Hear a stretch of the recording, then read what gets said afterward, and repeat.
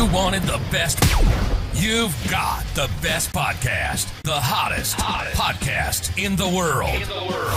The Chris Voss Show, the preeminent podcast with guests so smart you may experience serious brain bleed. The CEOs, authors, thought leaders, visionaries, and motivators. Get ready. Strap yourself in. Keep your hands, arms, and legs inside the vehicle at all times, because you're about to go on a monster education roller coaster with your brain. Now, here's your host, Chris Voss. Hi, folks. It's Voss here from thechrisvossshow.com, thechrisvossshow.com. I decided to sing it for a change, so we'll let the Iron Lady opera singer have a break this day. Welcome to the big show, my family and friends. We certainly appreciate you guys coming by. Remember to refer the show to your family, friends, and relatives because of the 5-star review over there on the iTunes. Go to goodreads.com/Chris Voss, linkedin.com/Chris Voss, chrisvoss.com, chrisvoss.com. No, don't go to chrisvoss.com. That's some SNL guy. Go to Chris Voss, facebook.com. You know, all the things. I say them every show. And if you haven't referred people to it, well, then I hope you lay in bed at night going, I feel so guilty. If not, whatever. We have an amazing new author on the show, and she evidently kicks ass. I think from when I've looked at her stuff, she is owning that brand. Angie Colee joins us on the show. She has her newest book that's coming out November 27th, just in time for Black Friday, where you can give it away to all your friends, neighbors, relatives for Christmas. It makes the perfect Christmas gift, as it were. It's called Permission to Kick Ass, let's recut that. Permission to kick ass, creatively rebel against the old business rules without selling your soul or losing your mind, both of which I have done. And that's how I got here. That's how I got this job, selling my soul to Satan. I got $5 for it. Angie is a business mentor for rule breakers and rebels. She believes creativity is one of the most valuable assets on the planet, and that people, not profits or processes, are the most important part of business. Her mission is to help you how to grow your business with more confidence and less stress without becoming a completely different person, losing your edge, or going on the murdering spree. Wait, that wasn't in the bio. I just added that. Angie, I approve of that edit. Never do the murdering. That's what the judge says they can't do anymore. Angie has a master's degree from Carnegie Mellon and has consulted with and run creative teams for Jeff Walker's Product Launch Formula, Masterclass, Lowe's, Copy Chef, or Copy Chief, actually, Orzi Media, and Robert Kiyosaki's Rich Dad brand. When she's not, I don't know what Richard Kiyosaki's doing, but when she's not writing or publishing new episodes of her podcast, Permission to Kick Ass, you'll find her on the road, living as a full-time nomad with her cats, Stella and Ollie, all kicking ass. Welcome to the show. How are you, Angie? I'm doing great. I told you before we started recording, the energy is making me feel good. And I got to be honest, I felt like you sang the intro for me. Did you not know I was a blues singer? Oh, really? I didn't even know I sung in blues. I'm so awful at singing. We could have done a duet thing, could have made it a whole production. My singing isn't that good, isn't it? People tell me they turn the show off when they hear it. So that's why we hired that. That's why we hired that opera singer. Normally we have the opera singer come in. Where is the opera singer? Is she here? That's normally what we do, but I couldn't get to the button in time, so we left it off. She needed a break. She's got a lot. She's wearing that Iron Lady opera thing from the Bugs Bunny thing that's always in my head. But it was in the horns. Yep, there you go. Everybody knows that, probably except for Gen Zers, but no one cares. So Angie, give us your .coms, where people can find you on the interwebs, and 30,000 overview of your new book. Awesome. Well, you can find me at permissiontokickass.com. That's all one word. That's where you'll find out about new episodes of my podcast, everything that I'm doing with my travels and my business. 30,000 foot overview of the book it's everything I wish I had known the first time I tried a business, because I went out on my own and I failed very, very miserably. And that's usually what a lot of entrepreneurs do. So what happened after that? Well, I wound up at one point living on my best friend's couch. Picture it. It's 3 adults, 3 cats, and a baby in a 1-bedroom, 1-bathroom apartment in Mountain View, California. It got pretty miserable. Yeah, it could have been at some point if that if anything was going to lead to any kind of murderous rage, it was going to be staying in that much close proximity for much longer than we did. Sounds like a Friends spinoff. There you go. So Yeah, give the us a things that you do. 30,000 overview of what you put in the book, how you help people do better at kicking ass and taking names. I think it's really about learning to trust yourself, especially in a society that has really indoctrinated us into becoming good workers and following all of the steps. Well, I followed all of the steps several freaking times because apparently it takes me a long time to learn my lesson. And each time when I got to the end, I was like, where's the happiness that I was where is the success and the happiness that I was promised? Turns out it doesn't quite work that way when you're trusting somebody else's process instead of your own. There you go. It doesn't, it's their happiness. You're just a cog in the wheel, and you're just part of the slave ship there. That's why billionaires always like, get back into the office. You guys need to work more. It's like, you don't work at all. Shut up. So there you go. And you don't pay me crap. So there you go. It was really hard to work in the office too. I am a creative by trade. When I was in the office as a copywriter, I can't tell you how many times somebody came over to my cube and said, hey, you got a minute? Poof. That thought was gone, never to be recovered again. And that could have been the $1 million idea, but somebody had to come over and interrupt me. That doesn't happen at home, incidentally, billionaire guys. Just saying. There you go. There you go. That happened to me one time. I was filming in my house, and I thought to myself, this would be a really great thing to get people to pay for this. And then OnlyFans started. No, that's I still people on a journey there. So what are some tips and advice that you give to people in the book on how not to become that cog in the wheel? I think it's to trust in the fact that creativity is super important, as you mentioned in my bio, especially now that AI has come onto the scene. I'm already starting to see it. I know other business leaders are starting to see it. People are freaking outsourcing their thoughts to these bots. People are not understanding how to think creatively, how to solve problems for themselves. If they get stuck, they turn to the bots, right? And it's like any kind of muscle. If you're not exercising your brain, you're going to lose all of those neural pathways and those connections. You're not going to be able to think anymore. So I think the new currency is going to be creativity. It's going to be human connection. It's going to be being able to demonstrate your expertise instead of just talking about your expertise, because now we got bots that talk about our expertise for us. So how do you articulate yourself? It takes practice, and it takes trusting your own intuition. There you go.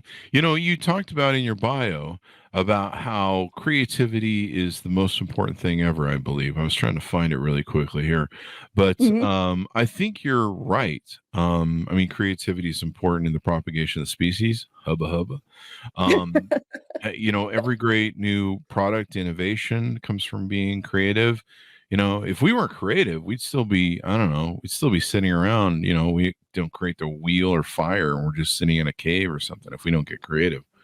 So the whole world hinges on our ability to be creative and come with new things, think new things, and come with new stuff. Oh, yeah. I think you nailed it too, because so often people tell me that, oh, well, I'm not a creative, as if a creative is a thing. Yes, there are artists. I'm a writer. There are musicians. There are people that work in creative fields as creatives, but there's creative engineering. There's creative accounting. Whether or not that's legal is up to you. But there's creative ways to tackle about any problem that needs solving out there. So I also really want to redefine creativity, because it's just connecting two thoughts that don't seem to be connected in a way that's new and interesting or useful. There you go. Creativity is a superpower, according to your website. I would highly agree with you. And the AI, being able to innovate now with the AI and come up with stuff. AI, sometimes we'll throw in questions for the show into AI, and it'll come up with some really good questions. There's different ways that rewrite stuff. It's kind of crazy, some of the stuff it comes up with. You've seen some of the images that it will take and make. You're like, hey, create mixed ninja fighting turtles with American Pie, and see what does that look like? It's stupid shit that you're just like, what? But then you see it and you're just like, wow, that's kind of funny. That's better than Monet. Fuck Monet. I saw a good one the other day that was like, they asked AI to come up with kind of a human representation of every state. And the one when it got to Florida, it was like this lizard man.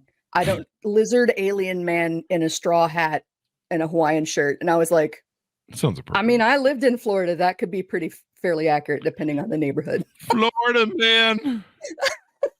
It always rules the headline. Anytime you see Florida man, it never ends well. Mm-hmm. There you go. It's never like Florida man saves baby from drowning. It's never. No, it's always like Florida man ate someone's face off with bath salts, and you're like, yeah, I'm never going there. That Disneyland ride is awful. It sounds like.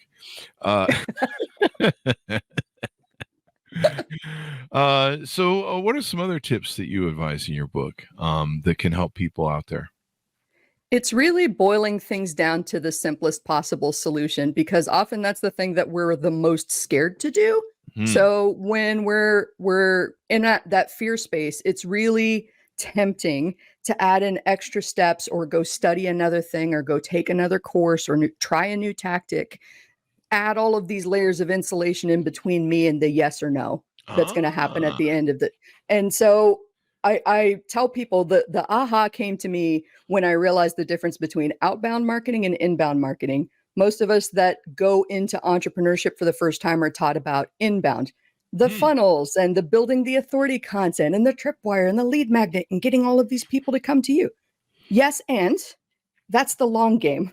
That's not going to show any traction for a while unless you're willing to pay ads or go out there and get partnerships to like really goose this traffic engine. If you want to get started fast and you want to make money and you want to validate the offer, you got to get comfortable going out there and saying, hey, I have a thing for sale. It does XYZ. Do you need this thing? Cool. Let's talk. There you go. And then create deals. And that is so profoundly uncomfortable for people, myself included, that was a big part of my strategy when I went out the second time and succeeded at my freelance copywriting career. I just started reaching out to people and saying, this is what I'm doing. Do you need help? Do you know anybody that needs help? Let's talk.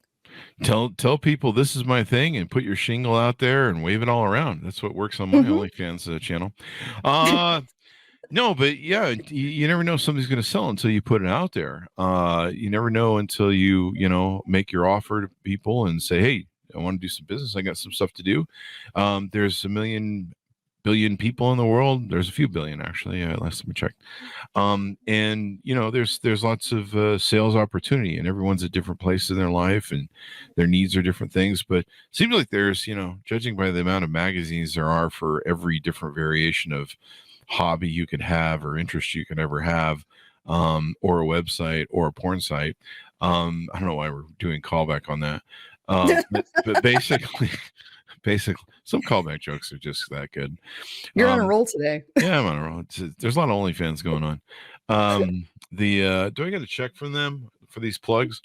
So, there's a lot of this going on until you ask for the sale, you can't close one.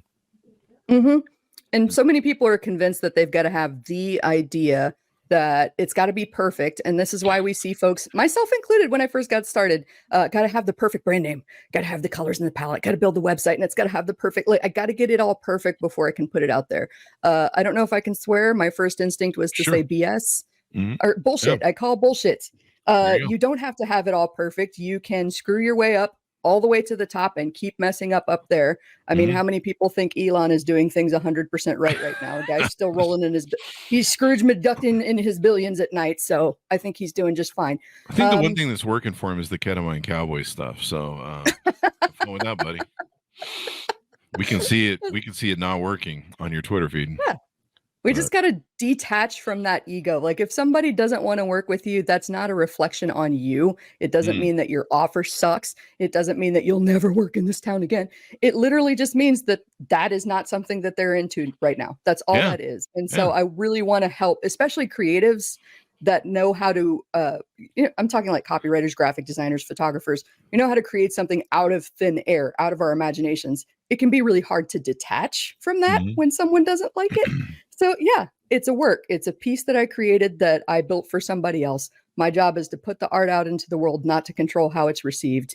And that's more of the stuff that I want to see in the world. More creative people out there valuing it just as much as the tech. Put the art out there. If they don't like it, it's their problem. I think George Yep. Carlin said that, if you write good jokes and they're funny in one town or most towns, but you go to some towns and they just die, well, those people are just stupid.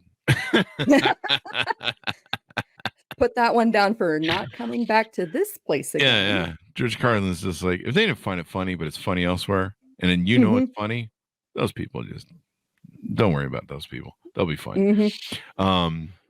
So yeah, I think a lot of these aspects are important.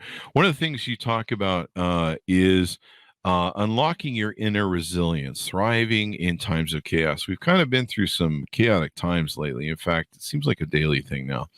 How do we find our inner resilience? I think that's all part of a function of trusting your gut and trusting yourself to figure it out, which a lot of us don't have these days. I've told a story on other podcasts about kind of how I got to this point and what got me after 5 years to actually publish the book.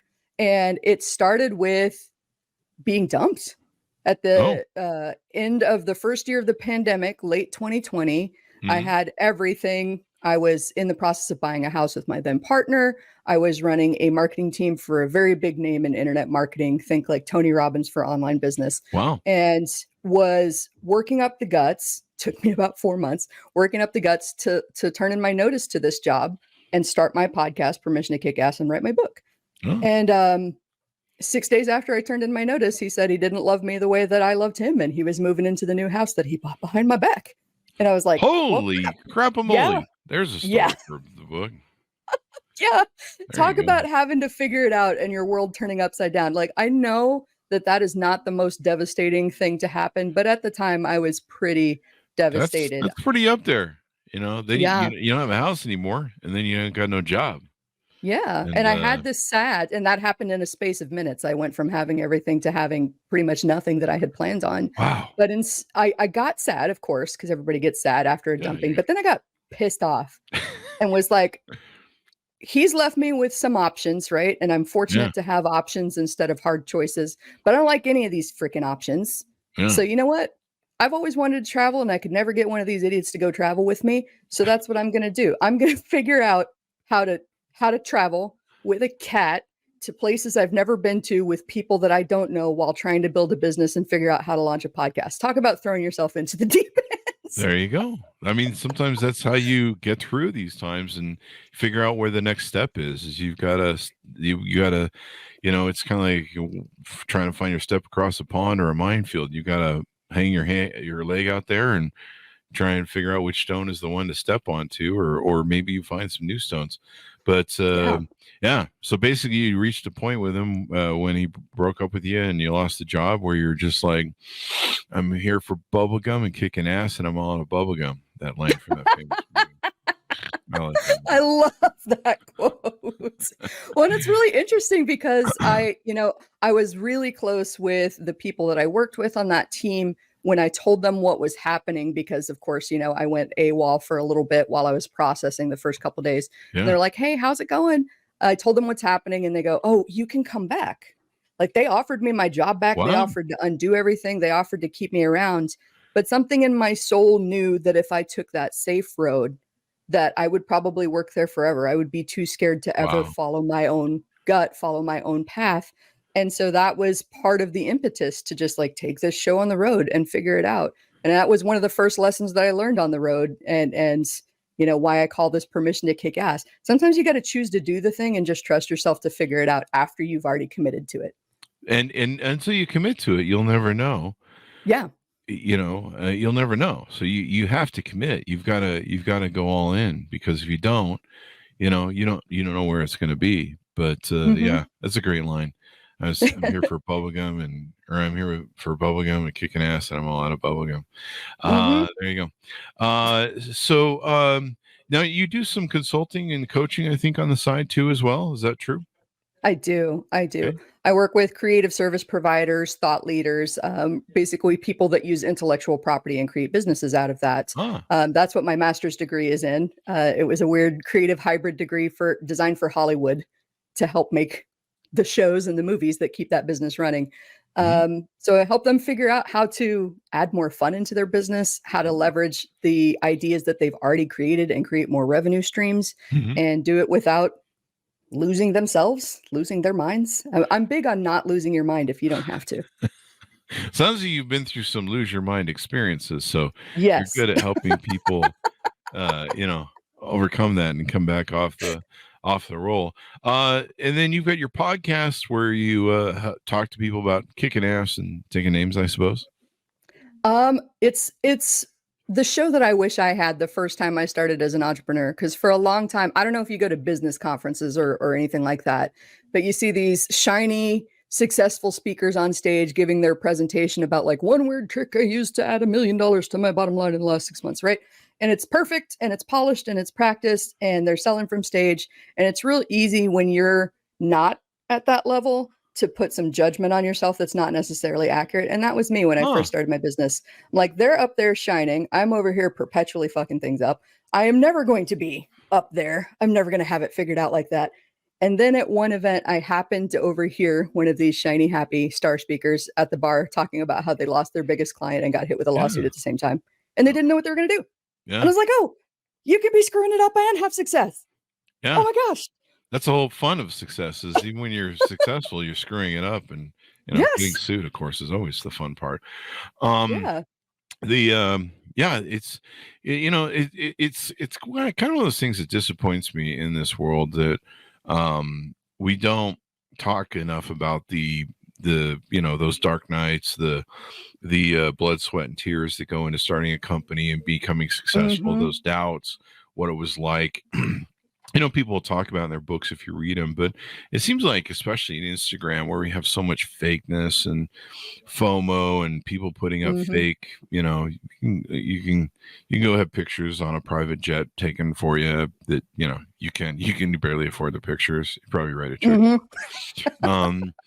And you can try to fake your way to success, but really people are going to know if you're full of shit eventually. And the truth will out. The truth will out eventually. Yeah. I mean, I've seen people that I was like, man, for 2 years, I really thought you were successful on social media with everything you do. And turns out you now admitted that you're living out of your car. Like, okay, well, had me on that one, got me on that one. Yeah.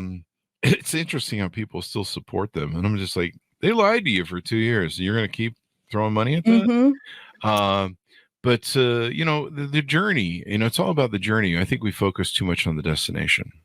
Absolutely. And the fantasy of the overnight hockey stick success, when it really just looks like a jumbled arrow that's going all over the place. Nobody knows what direction that's going. Yeah. And I was super scared to start the podcast at first, because I knew what I was asking these people to do. I was asking them to come on and present the less perfect side of themselves as a business owner, admit to mistakes, admit to disasters. And I was very scared, especially with the first probably 10, 20 episodes, that we wouldn't go deep. We would stay super surface level, kind of like the interview. What's your biggest weakness? Oh, I'm such a perfectionist. More bullshit. We can see right through those canned responses, right? But then in the first week, I had somebody talk about, not feeling like they were qualified to be an entrepreneur because they had a day job and a side hustle. I had somebody else talk about never really feeling like he knew what he was doing, even though he was approaching the $1 million a year in revenue mark. Wow. I had somebody talk about losing 80% of her business over the course of 2 weeks and walking in on her son and husband talking about shutting things down and how they were going to recover. And when it got deep like that, I was like, I'm onto something here. People want to tell these stories.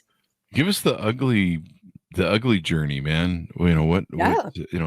The people who woke up at 50 and decided to start a business or decided to do something else. Give me those people, because like we just see people are successful and just go, oh, wait, why can't I be like them? And you're just like, do you know how much bloodletting they put out to do them? They're probably down to one kidney and half a lung, whatever they sold to make success. And for me, sold my soul, and for $5, it was a good deal at the time. But another good callback. There you go. So final thoughts as we go out, and what anything we might have missed. Pitch out to people to pick up the book. Oh, that's such a good question. I think understanding that there is so much mental game to this, and Mhm. you mentioned something that I want to highlight that I think is really smart. Um, Often we're looking at somebody that we admire and thinking, I really, really want what they have. Mm. But we only want a piece of what they have. We want the easy parts, the thing that we perceive. Until you're really ready to trade 100% of your life for 100% of theirs, I don't think you want what they have, because I don't want to be an Olympic athlete because I don't want to get up at 4 o'clock in the morning every day and work out for 6 hours straight. Screw I that. don't want to do it. I want to sleep in. I'm going to have the pizza. That's what I'm going to do. Um, so if you don't want it that bad, don't beat yourself up over it. You can Mm. find a way to do it that works for you. But we got to stop envying other people and and start being inspired by what they're doing and going, okay, cool. That's possible. I see evidence of that right there in front of my face. How can I go do my version of that? Yeah. That's what I really want people to do. Don't envy other people. Do the work. Like people always ask me, like, Chris, what podcast do you listen to? And I think it's Sam. What's his face is one of the few I listen to. Sam. He's the brilliant mind guy. Mm. I don't know why I can't place him right now. But so I listen to him, and who is it? It's Sam Harris. Because I really like his stuff. It's very intellectual. It's not very funny, but it's very intellectual. But that's about it. I don't really consume other people's podcasts unless I see them on TikTok. And people always ask me, they're like, why? I thought, all you podcasters, I don't know, you go to Podcaster Club and hang out and have drinks or something. I'm like, no, man, I'm too busy. I got shit to do, and I'm trying to get better, and I'm just too busy making content. We do 3 to 4 shows a day, weekday. Yes. 15 to 20 a week. We're just a little bit busy, and we're hammering down on, we're 100% engaged, just like you said. Jump in 100% and go. And we try and compare notes with other people if we get a chance, but we're not sitting around. God, if I listen to someone else's show more than I listen to mine, we'd have a problem. Yeah, you can unintentionally borrow other people's influences if you're absorbing more than you're creating. Yeah. I mean, some influences are good. And, I think people can do, what Tom Peters calls creative swiping. But, doing the work, jumping in 100% and doing it, sometimes looking at other people and being like, how do they do it? And how should I do it that way? Everyone's personality is different. Like, there's a lot of great podcasters out there that I can't do that delivery. Maybe they're really great comedians who are paid to be on the road, or maybe they're just really intelligent, like Sam Harris. Like me in a word salad debate with Sam Harris would be probably entertaining to watch, because everyone would just be like, "You're an idiot," and I'd just be like, "I flunked second grade. I can't help it. Please help me. This is like fighting." I don't know. He's brilliant. He knows everything. He has degrees. So there you go. I thought I was the most self-deprecating person I knew. You're trying to take the trophy from me, man. Oh, you should see what I deal with at night. Anyway, so give people a pitch out to buy the book, where they can find you on the interwebs, please. You can find me at Permission to Kick Ass or at Angie Colee on most social media channels. The book is available for pre-order right now on Amazon. Releases on November 27th, as mentioned. It's got a really cool guidebook to go along with it that really helps with frameworks and exercises to wrap your head around how to get started fast, even though it's really intimidating sometimes, how to put yourself out there. So I'm really excited to have people get the book. Reach out, let me know how you're experiencing it. If you're loving it, if you're hating it, well, send that message to somewhere else. I don't care if you hate it. If they hate it. Fuck those people. Yes, exactly. That's what I say. When I reach a point where the day of my book was published, or a week before, I just had those thoughts that a lot of new authors have, where it was just like, what if no one reads this book? And I came to the conclusion that I didn't give a fuck. I'm like, you know what? I spent a lot of time doing this book. I climbed this fucking mountain. I got this book out next week, And I told my life story, and it's memorialized for as long as, I don't know, Amazon's in business, I don't know, 40 years after I die or something. I got to tell my story, and it's in a book for however long that lasts. You know, some archaeologist is going to find it and be like, these people are idiots. And it's out there. I told my story, done, finale. I don't give a fuck if anybody buys it. I don't care. I don't care anymore. I don't care if That people was like the it. experience. That was the experience I had with launching it. I initially had this big production plans. You know, I'm turning 40 on December 1st. That was the reason that I pushed to get the book out. Like, yeah, I launched a book, 40th birthday, woohoo. And I realized I had this pressure on myself to do this great big over the top launch that was going to instantly have me be the New York Times bestseller. And at some point last week, about 2 weeks out, I went, no, I launched a book. That's all I care about. If I make 20 sales the first week, cool. This is the long game. The book is done. It's out there. And then you got you know, several years to promote it and stuff. So exactly. Well, it's been fun to have you on the show, Angie, and I'm glad you finally given us all in my audience permission to kick ass. Permission granted. You had it all along. There. Oh, damn it! Really? Wow. All right. Well, now it's official. Now it's official. So thank you, Angie, for coming on the show. We really appreciate it. Thank you for having me. There you go. Thanks to our audience for joining in. Now you officially have given notice by Angie to go kick ass. So go forth, kick ass. Buy our book so you can help get advisory on how to get down that road of kicking ass. As always, go kick ass on goodreads.com/Chris Voss, linkedin.com/Chris Voss, youtube.com/Chris Voss. Subscribe to the big 130,000 group on LinkedIn, the LinkedIn newsletter. That thing just grows like a weed. Chris Voss 1 on TikTok and Chris Voss Facebook.com. Thanks for tuning in. Be good to each other. Stay safe, and we'll see you guys next time.